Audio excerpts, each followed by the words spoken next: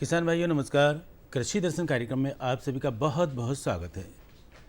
किसान भाइयों, आप सभी जानते हैं कि धीरे धीरे जो हम खेती में केमिकल डालते हैं, रसायन डालते हैं, उसका दुष्प्रभाव जो है काफ़ी देखने को मिलता है। उसका सबसे बड़ा कारण तो एक यही है कि हमारी जो जागरूकता जैविक खेती की तरफ नहीं है।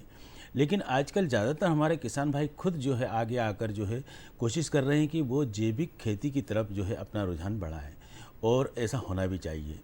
देखिए, हमारे प्रदेश के ऐसे कई किसान भाई हैं जिन्होंने जैविक खेती में काफ़ी कुछ काम किया है, बढ़िया उत्पादन कर रहे हैं, और दूसरे किसान भाइयों के लिए वो प्रेरणा स्रोत भी बने हुए हैं। आज हम ऐसे ही किसान भाई से बातचीत करेंगे, खास तौर से जैविक खेती के ऊपर। और ये किसान भाई है बने सिंह दांगी, जो कि ग्राम सेमरा दांगी, जिला सीहोर से हमारे बीच में पधारे हैं। बने सिंह जी, आपका हमारे कार्यक्रम में बहुत बहुत स्वागत है। दांगी साहब, जहाँ तक जैविक खेती की हम बात करते हैं तो लगभग आज से 15-20 साल पहले जैविक खेती को हमारे किसान भाई जो है जानते ही नहीं थे। लेकिन अब धीरे धीरे काफ़ी किसान भाई जो है जैविक खेती की तरफ आ रहे हैं। तो आप ये बताएं कि आपने जो शुरुआत की है वो शुरुआत किस तरह से की और उसका क्या उद्देश्य लेकर आपने शुरू की? देखिए, सबसे पहले तो मैं सभी किसान साथियों को नमस्कार करता हूं और अपना परिचय, मैं बने सिंह दांगी, ग्राम पोस्ट सेमरा दांगी, जिला सीहोर का रहने वाला हूं। और साथियों, हमने जो है जैविक खेती की शुरुआत सर्वप्रथम 1 एकड़ ज़मीन से हमारे खुद के खाने के लिए अनाज पैदा करने के लिए की थी। लेकिन जब हमने देखा कि हम स्वयं शुद्ध खाएंगे और दूसरे लोगों तक हम अशुद्ध अनाज पहुंचाएंगे, तो क्यों ना हम जो है सभी लोगों को जैविक खेती का जो उत्पाद किया हुआ अनाज है वो सभी तक हम पहुंचाएं। तो हमने आज हमारे पास 9 एकड़ ज़मीन है और 9 एकड़ ज़मीन में हमने पूरी की पूरी जैविक ज़मीन कर दी है। उसमें किसी प्रकार का कोई रासायनिक, केमिकल, फर्टिलाइज़र, यहाँ तक कि कोई भी दवाएं हम रासायनिक का उसमें छिड़काव नहीं करते हैं। और आज हमारी ज़मीन की ये दशा है कि आप इतनी भुरभुरी मिट्टी उसकी हो गई है कि आप जो है यहाँ दूसरे पड़ोसी के बड़े बड़े ट्रैक्टर ज़मीनों में काम नहीं कर रहे हैं। हमारे छोटे ट्रैक्टर जो है हमारी ज़मीन को पूरी तरह से उसमें काम करते हैं। इसलिए इतना बदलाव उसमें हुआ है।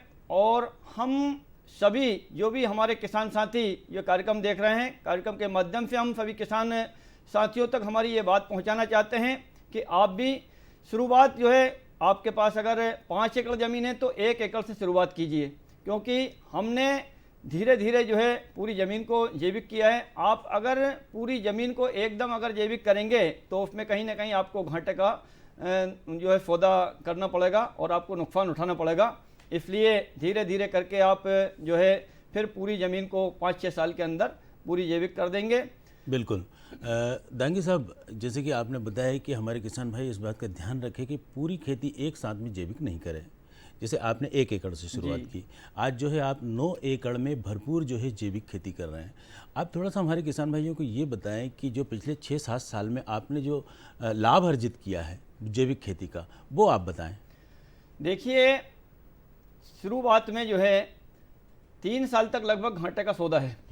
3 साल तक शुरू साल आप अगर करेंगे तो अब जो अन्य किसान दूसरे जो रासायनिक खेती कर रहे हैं उनको अगर 1 एकड़ में 20 कुंटल गेहूं अगर उत्पादन होता है तो जैविक खेती अगर आप करेंगे तो उसमें आधा ही उसमें उत्पादन होगा। 10 कुंटल 8 कुंटल के लगभग उत्पादन होगा। लेकिन धीरे धीरे उसका जो है साइकिल चलती है, उसके माध्यम से 8 से 10, 12, 15 इस तरह से 3-4 साल के अंदर जो है आपका उत्पादन, जो लोग रासायनिक खेती करते हैं उनके बराबर उसका उत्पादन आ जाएगा। और आज बाजार के अंदर भी जैविक उत्पाद की इतनी मांग है कि कहीं ना कहीं वो दुगने रेट पर जो है बिक रहा है। इसलिए उसमें आपको बहुत फ़ायदा है। साथ ही आपकी जो ज़मीन है, ज़मीन जो लोग रासायनिक खेती कर रहे हैं उनसे जाके पूछिए आप, ज़मीन इतनी हार्ड हो चुकी है कि उसमें बड़े बड़े ट्रैक्टर भी काम नहीं कर रहे हैं। लेकिन सबसे पहली शर्त है जैविक खेती करने में, आपको जो नरवाई में जो आग लगाते हैं किसान साथी, वो बिल्कुल बंद करना पड़ेगी जी। क्यों? क्योंकि नरवाई में आग लगाना और मैं तो ये बोलूँगा कि अपने घर के अंदर आग लगाना बिल्कुल बराबर है। घर के अंदर आग लग गई तो आपको कुछ भी नहीं बचेगा। इसी प्रकार अगर हमने नरवाई में आग अगर लगा दी तो हमारे जो सूक्ष्म मित्र कीट जो ज़मीन के अंदर होते हैं वो पूरे जल करके नष्ट हो जाते हैं। सही बात है। और एक तरह से पर्यावरण जो है वो तो प्रदूषित हो ही रहा है, वातावरण जो है ख़राब हो ही रहा है, साथ ही साथ ज़मीन की जो उर्वरा शक्ति है वो उर्वरा शक्ति भी क्षीण होती जा रही है। तो हमारे किसान भाइयों को चाहिए कि वो नरवाई में आग बिल्कुल ना लगाए, बल्कि उसका जो शोधन है, उसका जो तरीका है, आप थोड़ा सा बताएंगे कि क्या करना चाहिए। नरवाई में आग लगाने से जो है आपके मित्र कीट तो मर ही रहे हैं, ये तो नुकसान अपन ने बताया, साथ लेकिन में जो उसका है शोधन अपन कैसे करेंगे, उसका उसकी शोधन के व्यवस्था लिए क्या करेंगे। आप हार्वेस्टर से अगर कटिंग करवाते हैं गेहूं की, तो हार्वेस्टर से आप जो है कटिंग करवाइए। इसके बाद में भूसा बनाने वाली जो मशीन चलती है उससे एक तरफ से पूरा भूसा बनवा दीजिए जी। और नरवाई को हाँक दीजिए पूरे खेत को। इसके बाद में आप जब जेठ की फुल गर्मी होती है, फुल गर्मी होती है, गर्मी में बिल्कुल भरी दोपहरी में आप बिजली का खंभा पीछे बांध करके कल्टीवेटर के और उसको 2 बार बखर निकाल दीजिए, आपकी नरवाई बिल्कुल जो है इसमें चूर चूर हो जाएगी। बहुत बढ़िया। और बहुत अच्छा। इसके अलावा अगर आप ये नहीं करना चाहते हैं तो जिन लोगों के पास में रोटोवेटर हैं वो रोटोवेटर को खेत में चला दीजिए। आपको 4-5 साल के अंदर फिर किसी प्रकार का कोई खाद देने की जरूरत नहीं पड़ेगी। क्यों? मतलब अपने आप ये जो है खाद का निर्माण हो जाता है। बिल्कुल सर। अच्छा दांगी जी, ये तो आपने बताया कि नरवाई का जो है खाद के रूप में अपन ऐसे इस्तेमाल कर सकते हैं। अभी आप ये बताएं कि आपके खेत में जो खाद देने के लिए आप जो तैयारी करते हैं, मतलब कौन कौन सी किस तरह की खादें तैयार कर लेते हैं आप। हमारा जो है सबसे पहले तो हम केंचुआ का वर्मी कंपोस्ट का खाद बनाते हैं जी। वर्मी कंपोस्ट के पिट जो है हमारे खेत पे ही बने हुए हैं और एक पिट में लगभग 1 ट्राली खाद हमारा 3 महीने के अंदर कंप्लीट हो जाता है। बिल्कुल। इसके बाद में हम जो है 1 पिट से 4 ट्राली वर्मी कंपोस्ट का खाद हमें प्राप्त होता है। हमारे पास में 3 पिट बने हुए हैं तो 4 3 12 ट्राली खाद हमारा जो है कंप्लीट हो जाता है साल भर में। तो हमें किसी प्रकार का कोई भी रासायनिक खाद लेने की कोई आवश्यकता पड़ती नहीं है। और जबकि हमने तो जो है अब खाद को बेचना भी प्रारंभ कर दिया। हमारी खेती के अंदर इतना खाद हो गया है कि हमें किसी प्रकार की ये जो हम खाद बना रहे हैं वर्मी कंपोस्ट का दूसरे किसान दूसरे किसानों तक हम पहुंचा रहे हैं इसको, तो उसमें फायदा ही फायदा है। और दूसरी एक विधि और हम आपको बताते हैं कि आपका जो कचरा है, जो घूड़ा किसान लोग जो डालते हैं, वो घूड़े को कदापि इसमें खेत में न डालें। उसको एक विधि है वेस्ट डिकम्पोजर। वेस्ट डिकम्पोजर जो निकला है उसमें आपको क्या करना है कि 200 लीटर पानी का एक ड्रम लेना है और ड्रम के अंदर पूरा पानी से भर दो उसको, और वेस्ट डिकम्पोजर का जो कल्चर होता है उसका थोड़ा सा घोल 1 किलो आधे किलो उसमें डाल दो और उसको जो है 4-5 दिन तक डंडे से सीधी दिशा में घुमाएं और इसके बाद में जो है 4-5 दिन 6 दिन के अंदर पूरा कल्चर आपका बनकर तैयार हो जाता है जी। इस प्रकार से 1 एकड़ में आप जो है 1000 लीटर उसका घोल जो डाल देंगे तो आपकी जो नरवाई खेत के अंदर थी वो भी बिल्कुल सड़ करके जो खाद बन जाएगी। और आपका जो घूड़ा जो गांव में बोलते हैं कचरा, उसके ऊपर अगर उसको वेस्ट डिकम्पोजर के घोल को अगर डाल देंगे तो वो भी सड़ करके जो है बिल्कुल भुरभुरा खाद, केंचुआ के खाद की तरह बन जाएगा। अच्छा, तो ये मतलब एक तरह से आपके घर बैठे ही जो है आप खाद बना सकते हैं और बहुत बढ़िया खाद जो है निर्मित हो सकती है। लेकिन वो कल्चर के लिए कहाँ से लाना पड़ेगा उसको? कल्चर तो आज के समय में हमारे पास कल्चर उपलब्ध है। हम फ्री ऑफ कास्ट बगैर पैसे के जो है कोई भी किसान भाई हमारे पास पहुंचते हैं हम उनको उपलब्ध करा देते हैं। और भी जगह जगह आज तक हर शहरों में जो है कल्चर आपको उपलब्ध हो जाएगा। हम हमारा नंबर भी दे देंगे आपको, कोई भी किसान भाई हमारी जो जहाँ तक बात पहुँच रही है हम जो है सबको फ्री में जो कल्चर देते हैं और जिनको भी कल्चर की आवश्यकता पड़ती है वो हमारे पास आ जाते हैं, ले जाते हैं। बहुत बढ़िया। और दांगी जी एक चीज़ और है कि जब हम ये सारे संसाधन अपने घर में अपने आसपास जुटा लेते हैं तो काफ़ी कुछ स्वाभाविक सी बात है कि लागत में कमी आएगी। चर्चा हमारी जारी रहेगी। और किसान भाइयों फिलहाल वक्त हो चला एक ब्रेक का। ब्रेक के बाद पुनः हम मिलते हैं।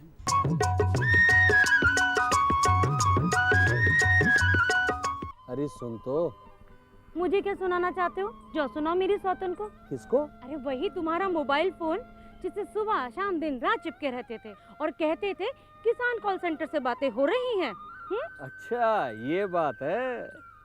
हाँ क्यों, क्या हुआ?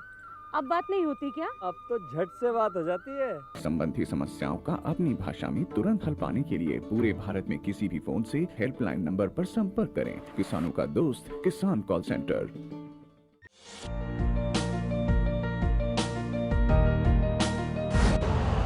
यूरिया का स्वदेशी उत्पादन 70 लाख टन बढ़ाने के लिए 6 उर्वरक संयंत्रों का उद्धार किया जा रहा है। FCIL के गोरखपुर, सिंदरी, तलचर और रामागुंडम संयंत्र, HFCL की बरौनी इकाई और BVFCL की नामरू फोर्थ। सोने पर सुहागा ये है कि देश में अब बनेगा सिर्फ नीम लेपित यूरिया, क्योंकि इससे होगा किसानों का फायदा ही फायदा। अनाज का उत्पादन 10% तक बढ़ेगा। बढ़ेगी 10 से 15% नाइट्रोजन क्षमता।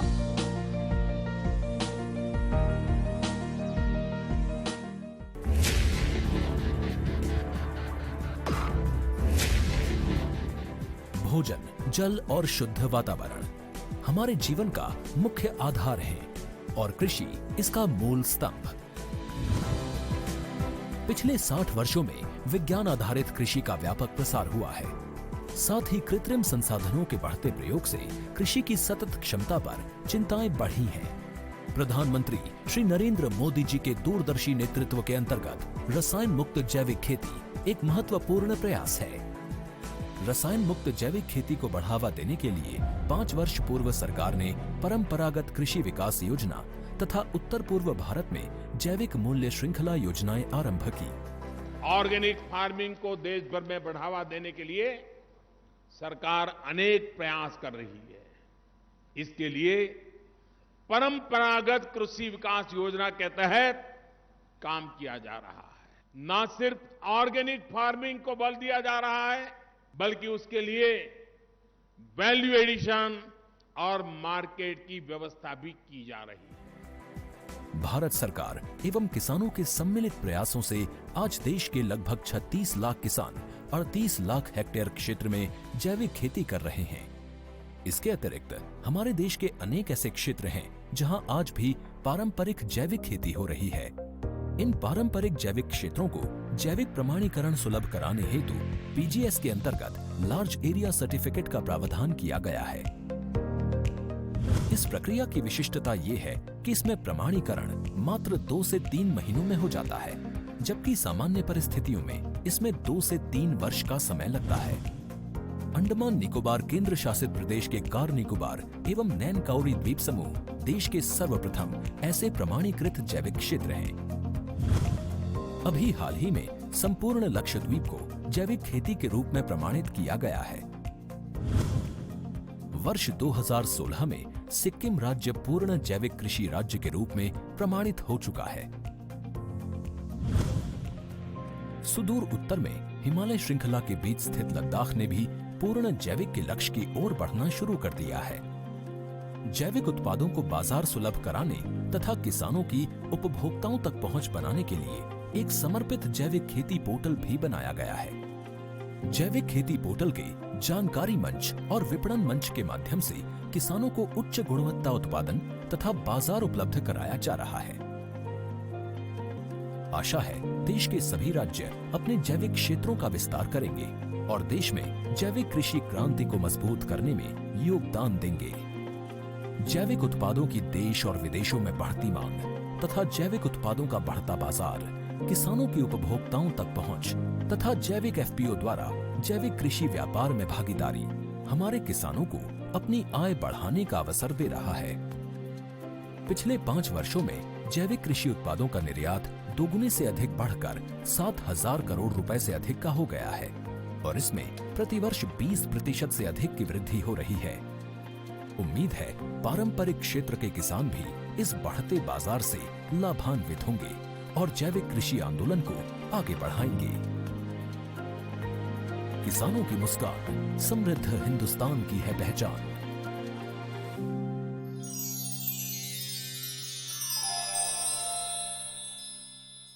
किसान भाइयों, हम बातचीत कर रहे हैं जैविक खेती पर। हमारे साथ में हैं बने सिंह दांगी जी, जो कि एक प्रगतिशील किसान भाई है।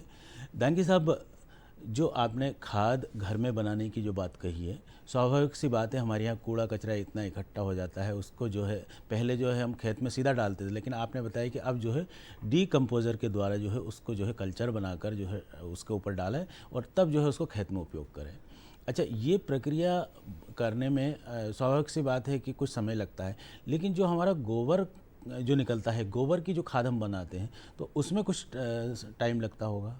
गोबर, देखिए गोबर की जो खाद बनाते हैं तो गोबर की खाद में सड़ने में भी टाइम लगता है जी। उसको जो है पूरा साल का पूरा वक्त लग जाता है। और जो वेस्ट डिकम्पोजर से हम जो खाद बनाते हैं वो 2 महीने के अंदर बिल्कुल पूरा कंप्लीट बन के तैयार हो जाता है और उसमें खर्च भी ना के बराबर है। हमारे पास जो बिल्कुल पुराना खराब गुड़ जो खाने योग्य नहीं होता है, हाँ। उस गुड़ को जो है आप 2 किलो गुड़ एक ड्रम के अंदर डालिए और थोड़ा सा कल्चर वेस्ट डिकम्पोजर का डाल दीजिए और उसको डंडे से आप 4-5 दिन तक हिलाते रहिए और सुबह शाम हिलाइए। ऐसा नहीं कि उसको मतलब ये कि आप हिलाते ही रहें, और आपका जो है कल्चर बनकर तैयार हो जाता है। उस कल्चर के घोल को घूड़े के ऊपर डाल दो आप, और आपकी जो मोटर चलती है, पंप चलता है, उसमें आप चाहें तो एक टोंटी के माध्यम से उसको पूरे खेत में आप 1 एकड़ में 1000 लीटर अगर आपने डाल दिया तो किसी प्रकार के कोई भी खाद देने की आपको आवश्यकता नहीं पड़ेगी, क्योंकि उस कल्चर के अंदर तमाम प्रकार के जितने भी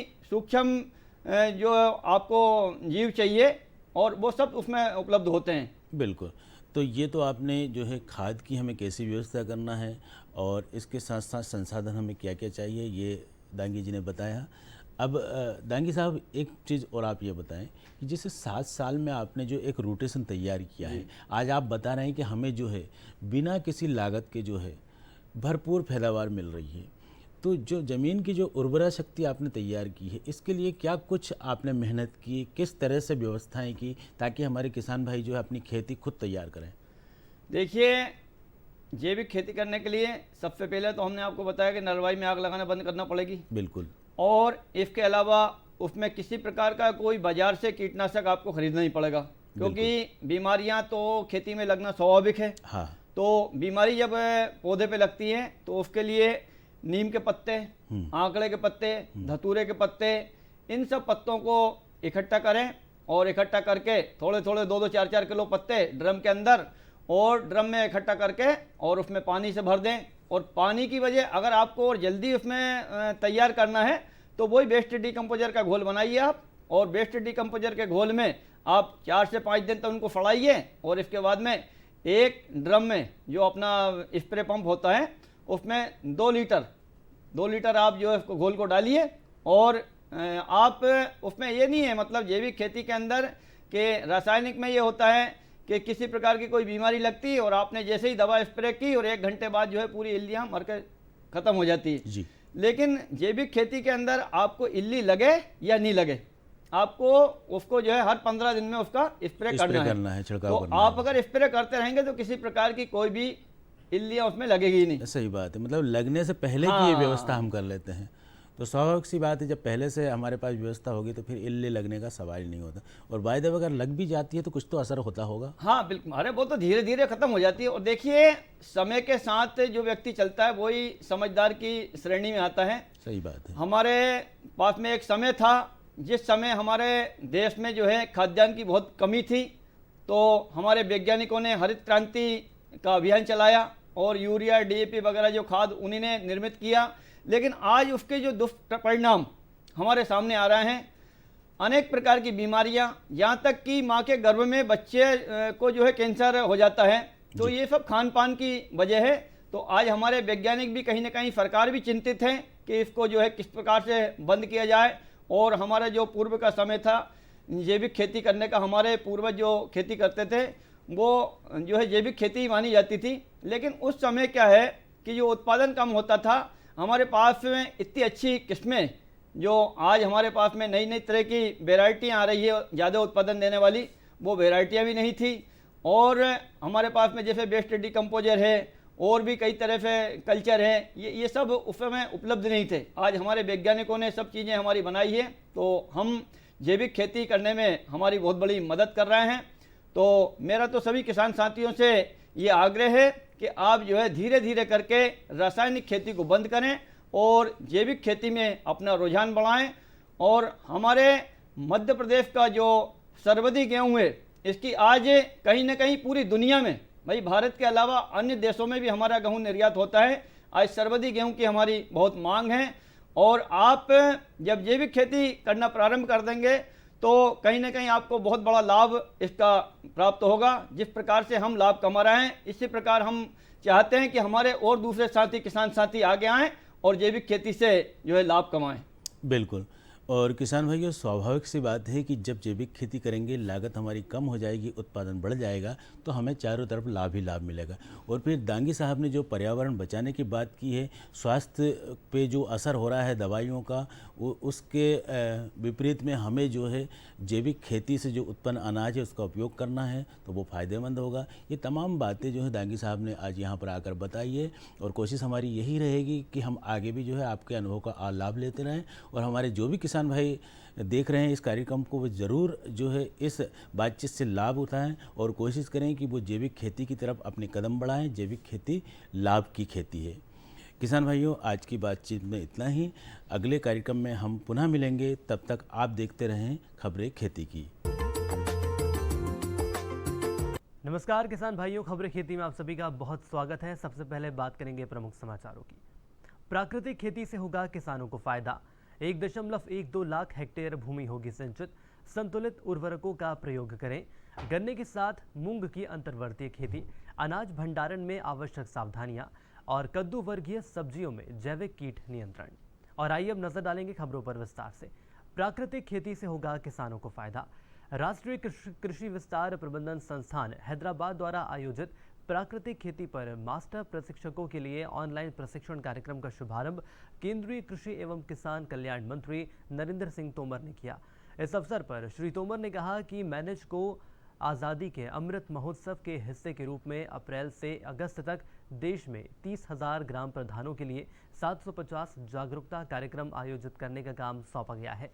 श्री तोमर ने कहा कि प्राकृतिक खेती पद्धति किसानों के लिए काफ़ी फायदेमंद है। श्री तोमर ने कहा कि देश में परंपरागत प्राकृतिक खेती को बढ़ावा देने के लिए प्रधानमंत्री नरेंद्र मोदी ने पहल की है। प्राकृतिक खेती के महत्व को ध्यान में रखते हुए प्रधानमंत्री के नेतृत्व में गत 16 दिसंबर को गुजरात में प्राकृतिक खेती पर एक वृहद राष्ट्रीय सम्मेलन आयोजित किया गया था, जिसमें लाखों किसान जुड़े हुए थे। 1.12 लाख हेक्टेयर भूमि होगी सिंचित। मुख्यमंत्री शिवराज सिंह चौहान से पर्यावरण मंत्री हरदीप सिंह डंग ने भेंट कर मंदसौर जिले के सुवासरा क्षेत्र की कयामपुर सीतामहू सिंचाई परियोजना की स्वीकृति के लिए आभार माना। श्री डंग ने कहा कि 2,374 करोड़ की लागत से इस परियोजना से 252 गांवों की 1,12,000 हेक्टेयर कृषि भूमि सिंचित हो सकेगी। उन्होंने सुवासरा क्षेत्र को मिली इस बड़ी सौगात के बाद कहा कि मंत्री परिषद द्वारा कयामपुर सीतामहू सिंचाई परियोजना को मिली स्वीकृति से मेरे राजनीतिक जीवन का सबसे बड़ा स्वप्न साकार हुआ है। परियोजना से क्षेत्रवासियों को बहुप्रतीक्षित मांग को पूरा किया गया है। इससे पूरे सुवासरा विधानसभा क्षेत्र में किसानों के खेतों तक चंबल का पानी पहुंचाने का सपना साकार होगा। संतुलित उर्वरकों का प्रयोग करें।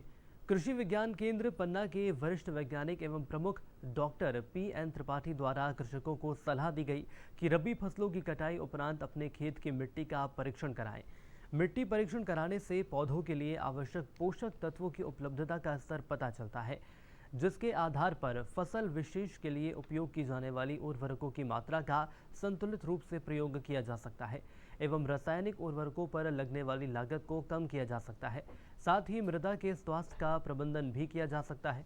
मिट्टी के लिए एक खेत की करीब 10 से 12 स्थानों से 6 इंच का V आकार का गड्ढा बनाकर मिट्टी को तसले में इकट्ठा करें। गन्ने के साथ मूंग की अंतर्वर्तीय खेती। जो किसान भाई केवल गन्ने की फसल लेते हैं, उन्हें गन्ने की फसल से कम आर्थिक लाभ प्राप्त होता है। इस वर्ष बसंत काल में बोई गई गन्ना की फसल अप्रैल से अंकुरण पश्चात जून तक छोटी रहती है। मानसून आने पर ही गन्ने की फसल अपनी वृद्धि करती है और 3 महीने 2 गन्नों के बीच कतारों की जमीन खाली रहती है। इस भूमि का सदुपयोग हेतु कतारों के बीच गर्मी की मूंग लगाकर उन्हीं आदानों में खेती की जा सकती है। गन्ना लगाने में कतार से कतार की दूरी 3 फीट रखनी चाहिए। कतार में गन्ना लगने के बाद खाली मेड़ पर देसी हल बैल से अथवा बैल चलित से ड्रिल से 2 कतार मूंग की बोनी कर देवें। जो किसान भाई पेड़ी गन्ना में मूंग लगाना चाहते हैं, वह खेत से पताई हटाने के बाद देसी हल अथवा बैल चलित सी ड्रिल से कतारों के बीच मूंग की बोनी करें और सिंचाई कर देवें। मूंग की PDM 139 TJM 3 का 2 किलोग्राम प्रति बीघा, बीजों का कार्बेंडाजाइम 2 ग्राम दवा से प्रति किलोग्राम उपचारित कर बोनी करें। अनाज भंडारण में आवश्यक सावधानियां। सुरक्षित भंडारण करने के लिए सर्वप्रथम भंडारण गृह की आवश्यक साफ सफाई करें। भंडारण गृह की दीवारों में दरारों या गड्ढों को सीमेंट या प्लास्टर ऑफ पेरिस की सहायता से भर देवें। इसके बाद 10 लीटर चूने के घोल में 150 ग्राम फिटकरी मिलाकर पुताई करें। दीवारों को नमी से बचाने के लिए जमीन से 2 मीटर की ऊंचाई तक कोलतार पोत दें। बोरों में भंडारण के लिए भंडारण गृह नमी रोधक होना आवश्यक है। दीवार पक्की होनी चाहिए। भंडारण करते समय अनाज में नमी की मात्रा 8 से 10% या इससे भी कम होना चाहिए। भंडारण के पहले अनाज को धूप में अच्छी तरह से सुखा लें। अनाज के दाने को दांत से तोड़ने पर कट की आवाज़ आना भंडारण के लिए उपयुक्त माना जाता है। भंडारण गृह एवं पात्रों को वायु एवं नमीरोधी होना चाहिए ताकि हवा प्रवेश न कर सके। साथ ही वर्षा ऋतु में अधिक नमी न बढ़े। कम समय के लिए भंडारण अधिकतर बोरों में किया जा सकता है। संभवतः नए बोरों का उपयोग करना चाहिए। यदि पुराने बोरे उपयोग करते हैं तो उनको 15 मिनट तक उबलते हुए पानी में रखें। 6 घंटे कड़ी धूप में सुखाएं। बोरों को लकड़ी की पट्टियों पर पॉलिथीन की चादर बिछाकर दीवार से कम 2 फीट की दूरी पर रखें। कद्दू वर्गीय सब्जियों में जैविक कीट नियंत्रण। कद्दू वर्गीय साग सब्जियों में लगने वाला तंबाकू मोजेक वायरस की रोकथाम नीम की पत्ती के द्वारा सत द्वारा की जा सकती है। नीम की निबोली को भी कीटनाशक के रूप में प्रयोग किया जा सकता है। लहसुन के अर्क का प्रयोग भी कीटनाशक के रूप में किया जा सकता है। माहू व पत्ते खाने वाले कीट की रोकथाम के लिए 10 किलो नीम की पत्ती को रात भर 5 लीटर पानी में भिगो कर रखें। सुबह इन पत्तियों को उबालकर छान लें। तैयार घोल को 100 लीटर पानी में मिलाकर सुबह सुबह छिड़काव करना चाहिए। और इसी के साथ किसान भाइयों, खबरें खेती में आज के लिए इतना ही। नमस्कार।